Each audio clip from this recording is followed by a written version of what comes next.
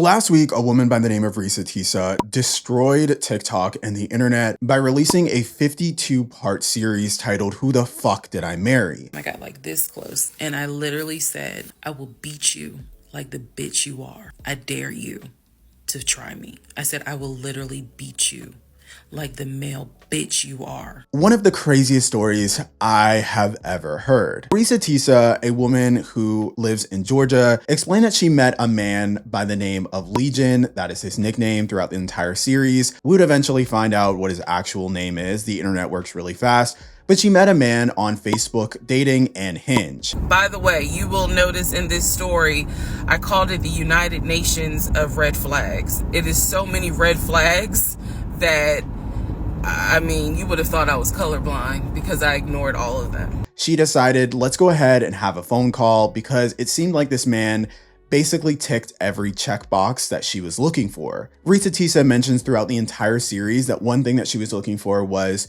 marriage. She was dating to marry, and they would go on to move really, really fast. So just keep that in mind. Legion basically established himself in this initial phone call that he had with Reesa Teesa prior to their first date. In this phone call, he mentions that he is just this typical average sort of Georgia man. He said that he moved to Georgia basically to work for this condiment company that was paying for him to live. And prior to living in Georgia, he lived in the state of California where he played arena football. I don't know anything about arena football, and I believe I did tell him that. I don't know anything about arena football. That'll come into play later on. He also had an ex-wife and 2 stepchildren who he was still sort of semi-close to, but he made it known that the ex-wife had cheated on him, so he ended the relationship. I've heard him on the phone with the kids, you know, just encouraging them, helping the 17-year-old like with homework. The kids really apparently wanted to meet me, and I was fine with that. All of those facts would come out to be not true. Just keep all of these pretend facts in mind as we move through their relationship. So Reesa Teesa decides, okay, I think this man is really interesting. And a few weeks later, they decide to go to her favorite dating spot or her favorite restaurant, Cheesecake Factory. God was trying to send her messages. On her way to the Cheesecake Factory, her tire blew out. And this is when she called Legion and said, hey, listen, I don't think I'm gonna be able to make it. My tire blew out. And this was his sort of knight in shining armor moment where he decided, okay, I'm gonna help her out. I'm gonna go not only fix her tire, but he paid for her to get a new tire. She decided, okay, this is the man for me. This is the one. I'm dating to marry. He seems to want to date to marry as well. He not only fixes my tire, but makes sure that I get a new tire. We hold hands walking into the Cheesecake Factory. So in my mind, I'm like, this is just this.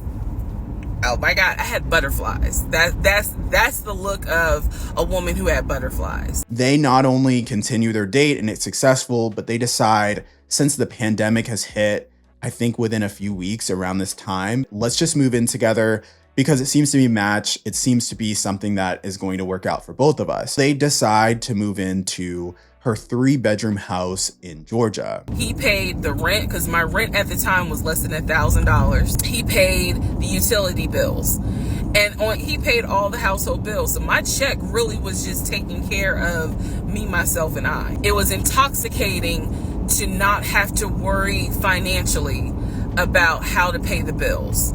It was a wonderful feeling. They decided, okay, since we're sort of dating to marry and we really want to sort of move along, even though COVID is sort of a thing and people are dying, let's try to do what we can in order to push this relationship further.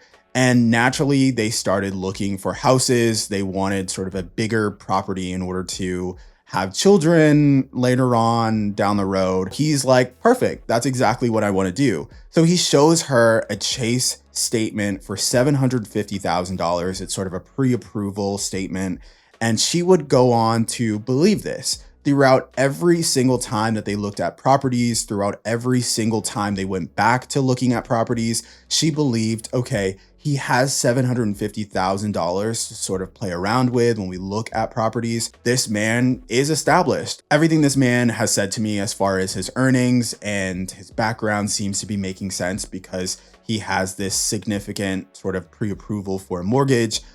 This would come out to be a major lie and one of the first major lies that he establishes. They chose a house. They decided, okay, let's go ahead and put in an offer on this house. And he tells her that everything is fine. They are going to do a virtual closing in June because it's COVID, and she's really, really excited about this. But then all of a sudden, out of nowhere, the realtor that showed them the house calls her and says, hey, what do you guys think? Are you guys ready to put in an offer? And she's like, but my boyfriend Legion already said that we put in an offer. He just told me that there was going to be a virtual closing in June. And then Legion says, oh yeah, I didn't put in the offer through this realtor. I put in this offer through another realtor that I was working with, my friend. And she's like, okay, I guess that's fine. We're using another realtor. You didn't tell me about this, but I guess I believe that. We were supposed to close before Memorial Day. We didn't. There was an excuse. There was always an excuse with him. Always an excuse. And I didn't know enough about the process to question stuff because I really wasn't involved the way I should have been. And it was giving me a lot of anxiety. She would then find out that this was definitely not true because one day she randomly checked realtor.com and noticed that the house was under contract. She then contacted the seller of the house, and the seller of the house said that the house ended up going to a different couple and her boyfriend Legion had basically lied. Mind you, she finds this out after they go to furniture stores and they go to Home Depot and they start looking for appliances. Legion even goes as far as putting deposits down for appliances and is really making it seem like, okay, we got this house, we're ready, we're excited, let's go ahead and pick up all of these things so we're ready to go day one. And she finds out that this is a lie after they go through the trouble of literally doing all of those things during a pandemic. And she is really torn.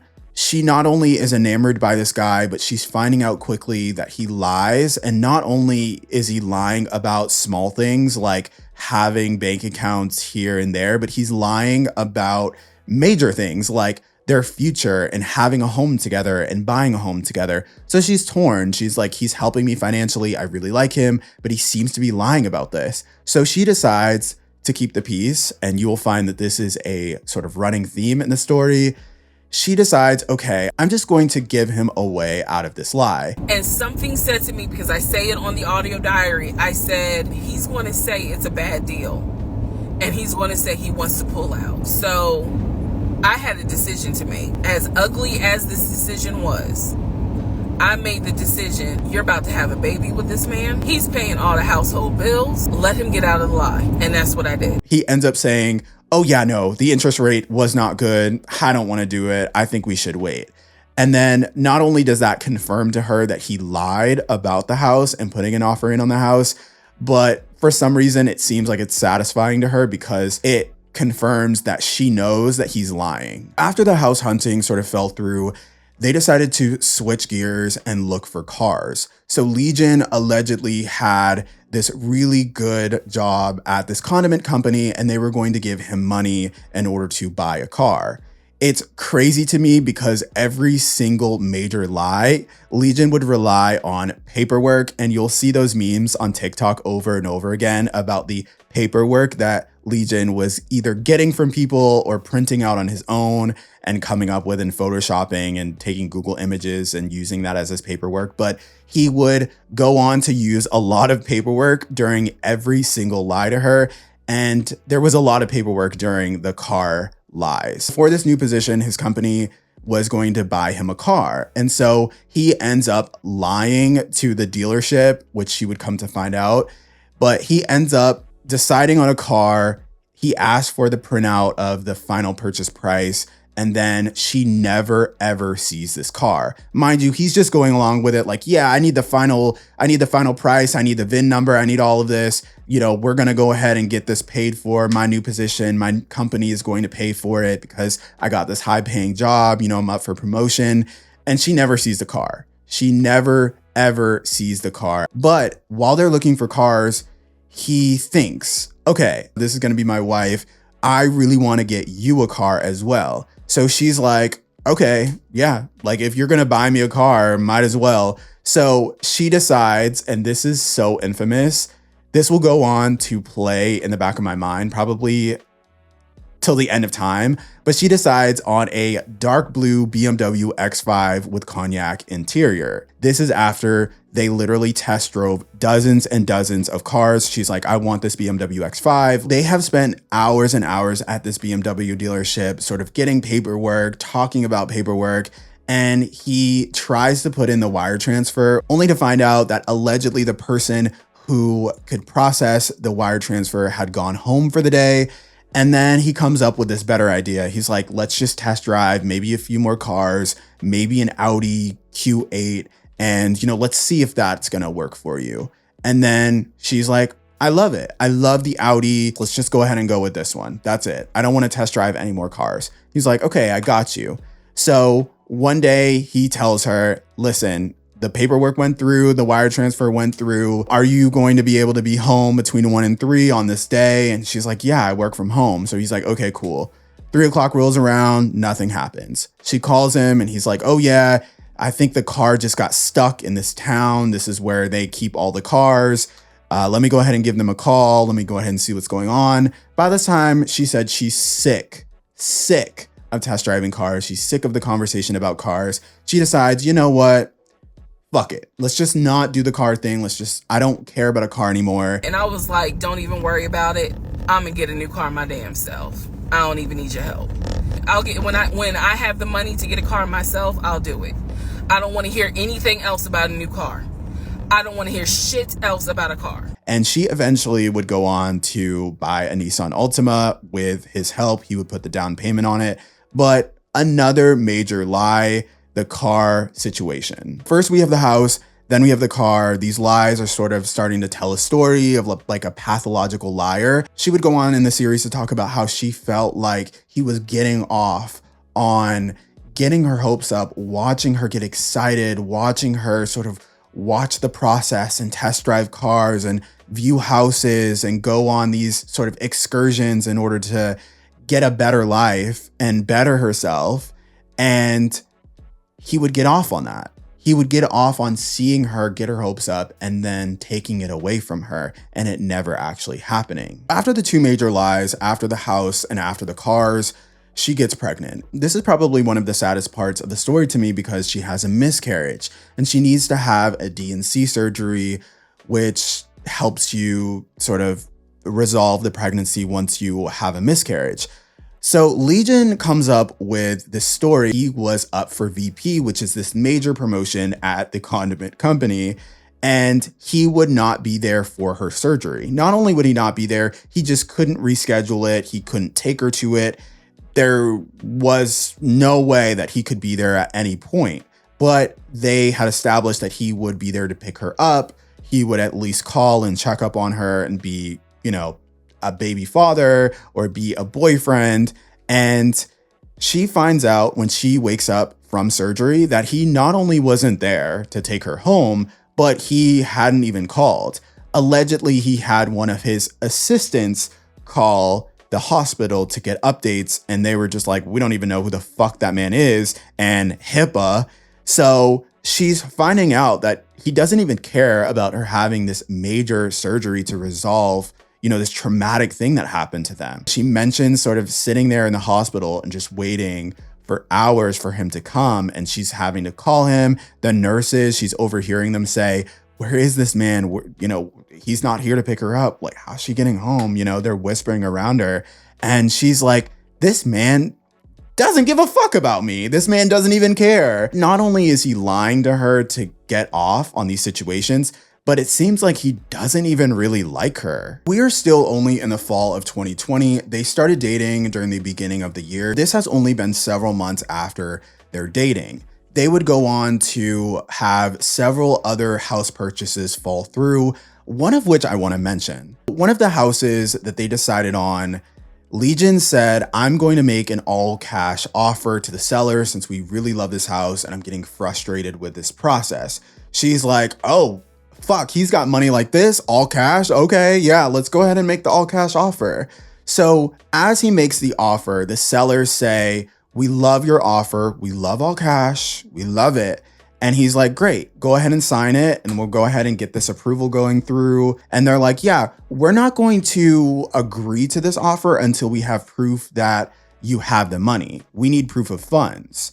And he said, okay, well, I'm not going to show you proof of funds until you agree to take the offer. Reesa Teesa mentioned around this time that she was starting to ask people like, what does this mean? Why is he starting this war with the sellers? Like, is this common for people to say, hey, I don't want to show you proof of funds? And so she was getting sort of some mixed feedback around this time. So she really wanted to believe what he was saying, really wanted to believe that he had the money to make this all cash offer. Because mind you, it seemed like a major part of his lies had to do with funding their future lives together. Every single time that he would say, I'm buying you this, I'm doing for this for you, I'm gonna buy you whatever, ultimately it seemed like she wanted to believe that he had the money in order to do these things. She didn't question a lot of what he was saying, but she had started around this time, fall 2020, really sort of asking for outside help, asking for outside opinions. And in the end, this would come out to benefit her. The all cash offer obviously fell through and their realtor by the name of Scott said, yeah, I'm out. And he basically ghosted them. They decided, despite all of the house trouble and the car trouble and the miscarriage, in early 2021, they decided to get married. But the marriage would only ramp up the trauma that she experienced. We haven't even gotten to the craziest parts yet. So it seems like there is something going on with Legion and Fidelity. He came up with, obviously, this lie about his ex-wife. Well, it's not obvious yet, but you'll find out. He came up with the lie about his ex-wife cheating on him moving from California. There seems to be something going on with women and cheating. He started to test their marriage even from the very beginning, and a lot of it had to do with Reesa Teesa cheating on him. So the first lie that he came up with is he really wanted to see how she felt about him being hit on by other women. So he came up with a story that, you know, he didn't really want to leave the house because their next door neighbor was hitting on him and she was saying little things to him because she was attracted to him, which Reesa Teesa didn't believe. And if you see him, you wouldn't really even believe, to be honest. No shade at all. But you're going to sleep with someone's husband. It's probably not going to be Legion. We'll talk about that. But he also came up with this really crazy story that Reesa Teesa's husband showed up at the house in a Dodge Charger, and he texted her and was like, hey, someone came to the house and they said they were looking for you. And she's like, okay, who came to the house? Who was looking for me? And he gave her the most basic, generic description of a black man that you can ever give. And she's like, yeah, he was just testing me. He was lying to me. I was sitting in the bedroom thinking through all this, and I'm like, why the fuck did he make that up? Because that's what happened. I'm looking at the text messages on my phone where he's telling me someone just came to the house looking for you. But no one came. So what was the purpose of that? And then something said to me, something in me said, he wanted to see your reaction. He just wanted to see the reaction. You had been too calm, and so he wanted to see a reaction. So this man gaslit me like I was Georgia Natural Gas just to get a reaction. Not only around this time did she start to ask him more questions when she suspected that he was lying to her, but she started to go into full PI mode. And this is the part of the story that I started to really, really love. Someone who's going to do their due diligence and is not going to just sit back and think, I love this man, so this man could never lie to me. So she goes to the next door neighbor and she says, hey, listen, can I see some footage of Tuesday at 3 o'clock? I just want to see, you know, if you can pull the footage for me. I just want to see if this man shows up in a Dodge Charger. And the neighbor's like, yeah, there is no man pulling up around that time.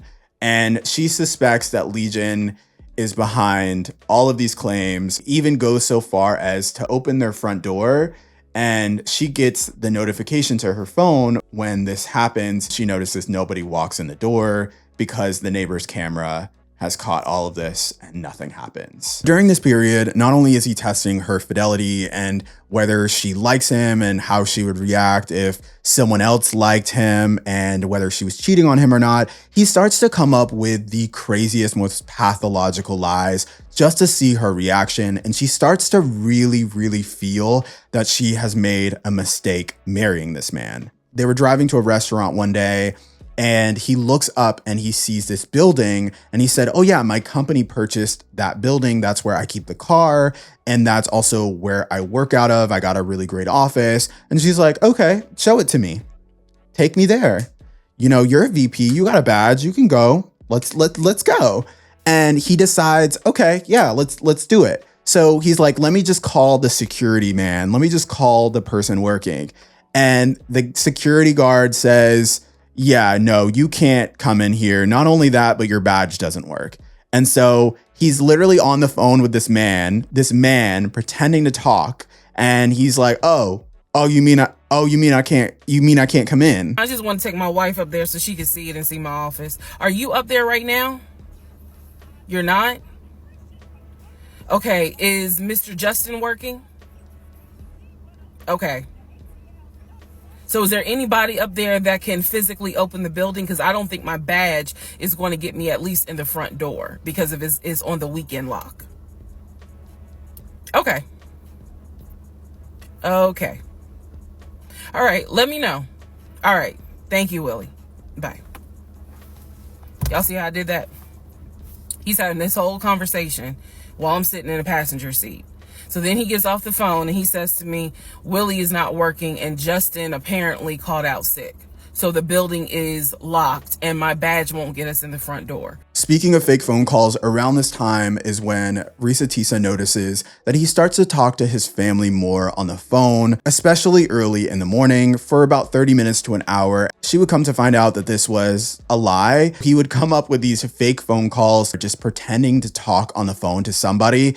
And she's like, I would eventually find out that these people were not there. He was just literally pretending to be on the phone with people. She mimics these phone calls in the TikTok series, and it's so funny to listen to. You start just cringing throughout the entire portion of the series, because not only is he lying about instances that could be true, maybe faking sort of situations that could potentially be true, he's coming up with shit that's out of left field, shit that doesn't even make any sense at all, just for the plot, just for the storyline, to establish that he is this family man, this man who has relatives that he's close to, a brother that he's close to, people that he talks to every single day.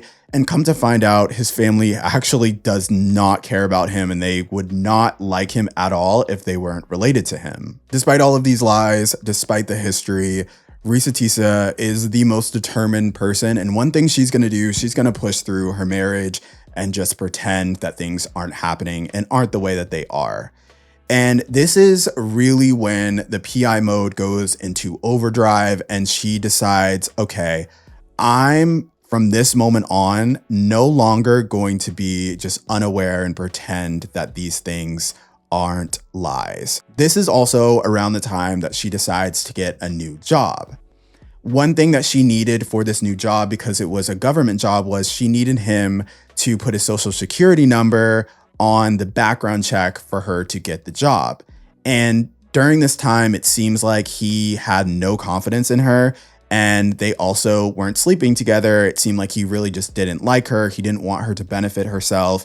And he weirdly wanted to make sure that she was staying home. And it seemed like he was just so insecure when it came to relationships and women. She tells the story of how he's laughing at her for trying to find a new job because she loves the men that she works with. She said that this motivated her throughout her entire job search. He ends up putting in a social security number that is completely different than the social security number on their marriage license. She notices this pretty quickly and she asks him why the social security numbers are different. And then he comes up with this lie about how his father, when he went to college, ended up paying for him to be a private citizen. So he paid extra in order to have his social security number sort of not linked to anyone and not linked to anything. He said that he had a card where all he had to do was show the card. He does not have to give his name. He does not have to give any information because he had that card. He said so San Diego State would not have any record of him, but he was in fact a student. Then she decides, okay, I don't believe this shit. So now I'm going to look this shit up. So she runs a background check. This background check confirms that he has never lived in California. It did not come up with a California address at all. It also lists his ex-wife, and his ex-wife's address is in Georgia. It's not in California. If you remember a bit ago, I had mentioned that the first sort of established lie is him living in California, playing arena football. That's where he sort of developed who he was. He had stepchildren and an ex-wife and a full life out there. And she's finding out he's never even lived there. The person that she knew from the very beginning is, come to find out, not even the person that she imagined him to be.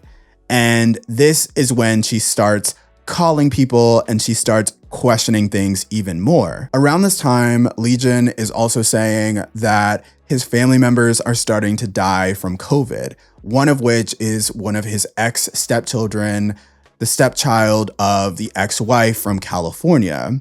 And he asked Reesa Teesa if he could send her $2,000 because they agreed as a couple to agree on anything that is over $500 as a couple. And she's like, yeah, of course. She died of COVID. That's so sad. Definitely send the $2,000. I don't care. But then Reesa Teesa got the idea, you know what? The first background check didn't give me enough information. Let me go ahead and run another background check with another company. This is when she finds out not only the ex-wife's name, but the ex-wife lived in Georgia. The ex-wife was the one to file in Georgia, and he had been served at his company that he'd worked for. And that company was not a condiment company. That company was a grocery store. This is when the story starts to get juicy. It has been kind of ripening a little bit, but the juice is now flowing. She's starting to do her due diligence. She's starting to question literally everything from this moment on. But I want to say this.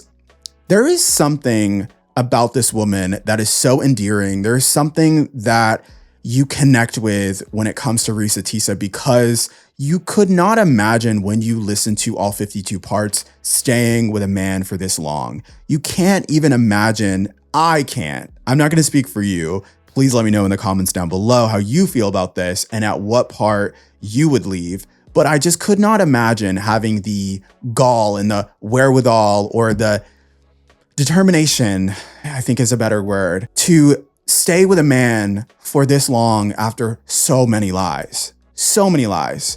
And you start to think how difficult it must be to be going to bed at night, laying next to a man who is not only lying to you about his background and his past, but lying to you creatively, lying to you in order to watch you get your hopes up and watch you get off on things. And so this is the point where I feel like I really connected with her, and I really felt like this woman is so special and we must give her everything, because she just went through so much trauma and trouble for this man. Speaking of trauma and trouble, she ends up calling the ex-wife. This part of the story is just chef's kiss. She calls the ex-wife, and the ex-wife is basically telling her whatever he tells you is a lie. He is a master manipulator. We do not talk to him, meaning me and my kids. We do not have a relationship with him. My kids are alive. My child did not die of COVID. Imagine somebody lying to you about that. Imagine the man you're sleeping next to at night is lying to you about a child dying of COVID. Like, what the fuck? What the fuck? She's like, yeah, my child is alive. And we do not talk to him. We got married in Georgia. We got divorced in Georgia. He has lived in Georgia for a very long time. And at this moment, she knows that her marriage is going to fail. Her marriage is over. His ex-wife also says that she is not the first woman to try and reach out to her. His ex-girlfriend, who come to find out, had the same address that Legion has on his license, meaning he got his license whenever he was living with her, called his ex-wife as well, and they had a conversation, and he was doing the same thing to his ex-girlfriend that he was doing to Reesa Teesa that he started with his ex-wife. She asked me in that phone call, she said, look, I want nothing to do with him. I have not spoken to him since our divorce was finalized. She said, so I would just appreciate if you keep me out of whatever's going on with y'all. And I told her, I said, I give you my word. After the conversation with the ex-wife, this shit only ramps up even more. She found obituaries of family members who had died decades earlier. Family members that he said had died from COVID. So that is how I discovered that when he told me the grandmother died from COVID and he was crying, boo-hooing and all that shit, she actually had died in July of 2008. She found out that he had two brothers, and all of this was listed in obituaries. Obituaries will tell you a lot of information. The tea is in the obituaries, bitch. She found out that he had two brothers, but no sisters, no half-brothers were listed. All of these are relatives that he has told her that he's had, and she found no mention of this, but she also found mention of another wife and another divorce from 2016, a wife that he had never told her that he had. That leads me to the infidelity and their relationship. Around this time, Reesa Teesa is getting exhausted with Legion. She is determined to push through her marriage, but she's also determined to get any sort of reason in order to really leave him in the eyes of the Lord, because she mentioned that her family is religious. So she needs a real reason to leave him. She needs a reason that is going to be approved by God and by her mother. When I saw the cheating stuff, I was like, oh shoot, thank you, Jesus. Okay. Because I know my Father in heaven is going to forgive the fact that I'm going to divorce him for infidelity. Go ahead. It's fine. Jesus will forgive me. So I was relieved, to be honest with you. Like, oh, okay. I got grounds now, bitch. That's how I felt. She's like, I can leave him right now, but people are going to look down on me. They're going to say I wasn't determined to push through my marriage. This is when God sends her some more help. And this is when God says, here, my child, you can finally end the relationship in the eyes of me. And she's going through a work phone, or what she thought was a work phone. She would eventually find out that it was a personal phone, not a work phone. And she sees text messages from a sex worker by the name of Peaches. And during these text messages, her husband, Legion, is inquiring of services, and she's going through them and they're time sequenced. And then eventually she sees that he has had services rendered. That makes sense. She basically has fucked him. And she finds out that Legion is cheating on her with sex workers, and he's obviously being unfaithful to her. And she's like, yes, this is it. God has answered my prayers. I can finally now say that Legion was unfaithful to me, and this, in the eyes of everyone, will allow me to end my marriage. I said, oh, absolutely, I'm ending it. Oh, hell yeah, I'm ending it. I have to. I have to end it. I have no idea who that man is in my guest bedroom. Not to mention, on top of all of this, he had lied about the death of the ex-wife's daughter. I feel especially bad for her in this instance. I couldn't imagine feeling relieved about somebody cheating on me, but I feel like this is a thing. I feel like people use this a lot of times as a way to get out of relationships. And I just feel so bad that she is waiting for a moment like this, because out of all of the lies, out of all of the trials and tribulations, it takes someone literally stepping out on you for you to decide and for you to come up with, I guess, a good enough excuse to tell your family that you need out of this relationship. It just makes me feel so bad for her, but this might be more common than I expect, or more common than I thought before this story. But this is when I really start to feel the worst for her. On June 17th, she sits on the edge of the bed and she decides to confront Legion about all of his lies. I said, we need to go our separate ways. We tried, but we need to go our separate ways. The way that I am talking to you all is exactly how I was talking to him. And so he was like, that's not what marriage is. Marriage is, you have to fight for what you want. I said, I don't want this. Let me preface that. She was on speakerphone.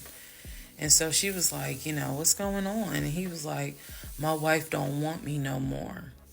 She claimed that I'd be lying to her. I ain't never lied to her. When I heard this, I snapped. The calmness left. The amount of rage that was in me. I could have fought every member of the Kansas City Chiefs and beat every last one of their asses.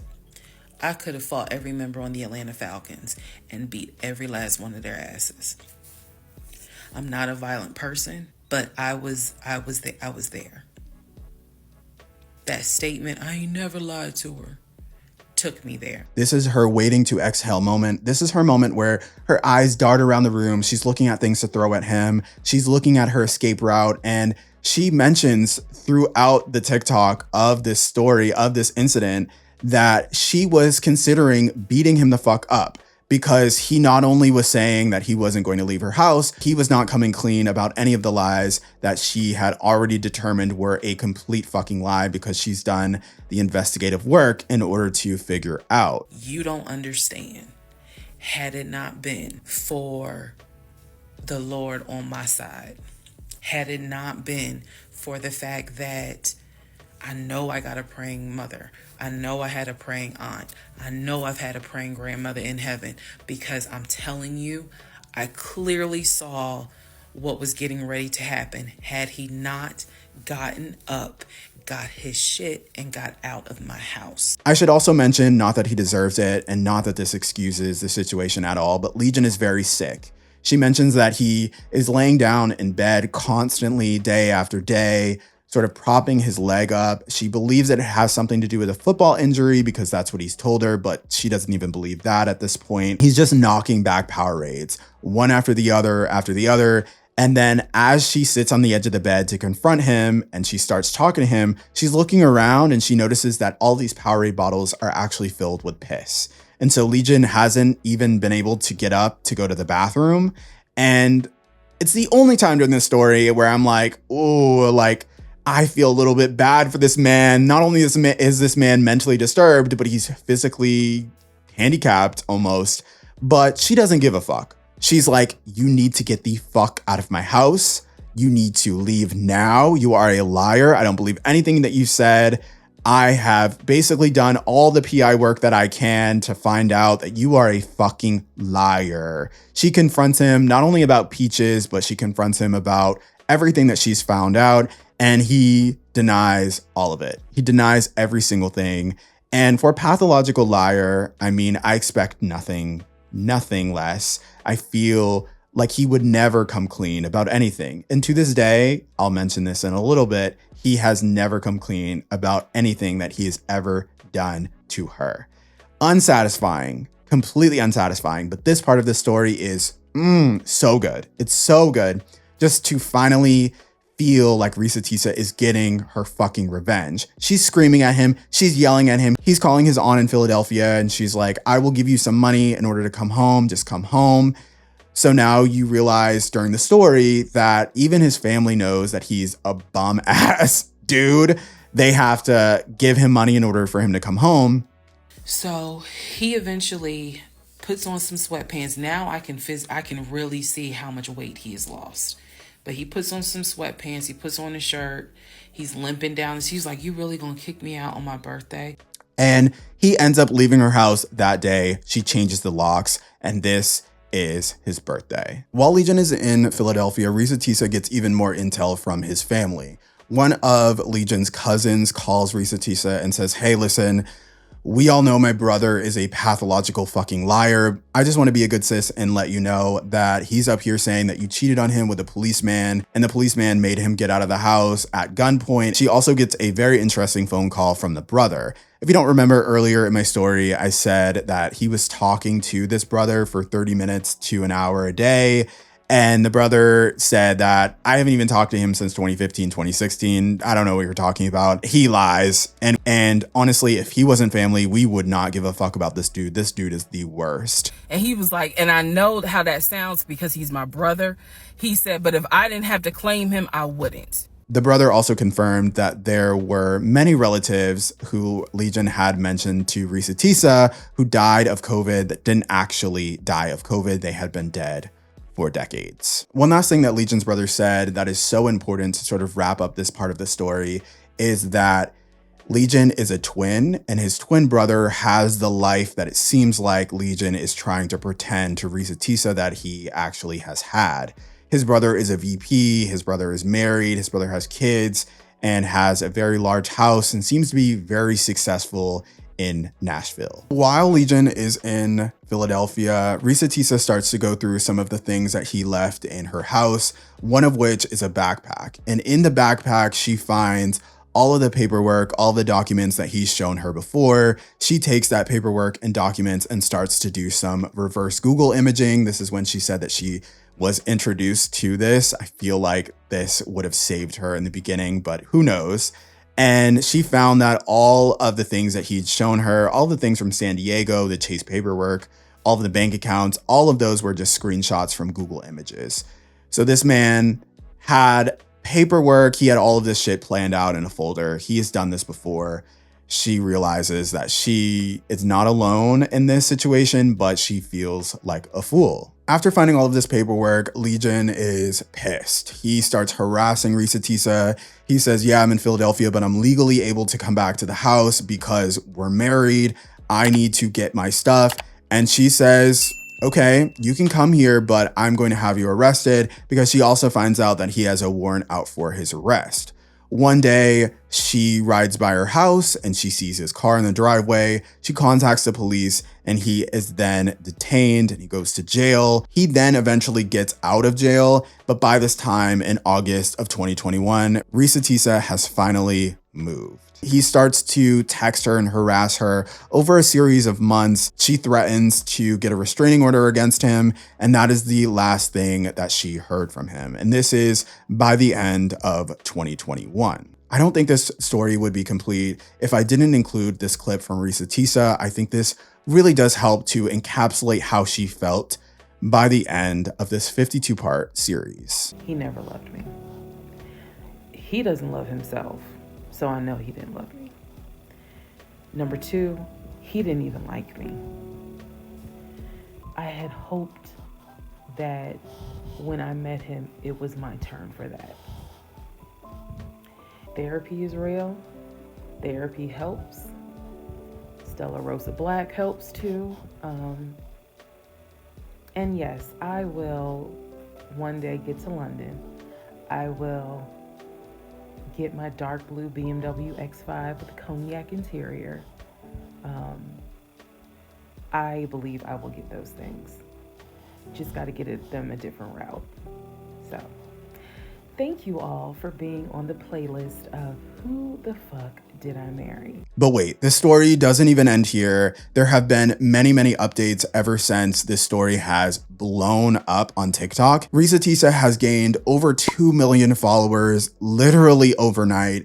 BMW, it seems like, is going to finally give her that BMW X5 dark blue with cognac interior. She's getting a free trip to London. That was one of the things that he had lied to her about in the story. Sorry, I couldn't include every single lie in the story, but just know, if you ever go back and watch any part of the series, there are even more lies, but I just couldn't include every single one in this video. And people have sort of calculated that she's made over $80,000 telling this story on TikTok. Because Reesa Teesa was very descriptive, obviously, of where she's lived, where she's worked. Throughout the entire story, she did not shy away from names. And people have found out that Legion is actually Jerome McCoy. And when you're successful and you make big leaps and bounds and you overcome a great circumstance, people don't want to see you successful. There are a lot of people, including ex-wives, former girlfriends, who now have a lot to say about the trauma that they have experienced at the hands of this demonic motherfucker. I too survived Legion, aka Jerome McCoy, aka Rome McCoy, aka Out of Augusta, aka Pathological Liar, aka I'm from Philly, aka I had to call the police to get this man out of my apartment in Clayton County. And by the grace of God, the situation went the way that it went because the police had to put a restraining order on him not to come back to my home, my property. Yes, all of these things were said to me. Guess what? None of it happened. He's manipulative, and he literally tried to ruin my life. He had family turn against me because he wanted to tell people lies about me and things of that nature. And unfortunately, he's very, very good at what he does. It took me many, many, many years to get past that. I have healed. And with this situation being brought back to me, it's like cutting me back open with a dagger because I was already healed up. If you have made it this far, thank you so much for watching. Please do not forget to subscribe. I'm really close to 1,000 subscribers, so I would love to make that goal. Please don't forget to drop a like down below. This video was so long and took a lot of effort to get the notes and go through all of the videos and edit and do all of that, but I'm so happy to be able to talk to you guys every week, and I will see you guys in my next one. Bye, guys.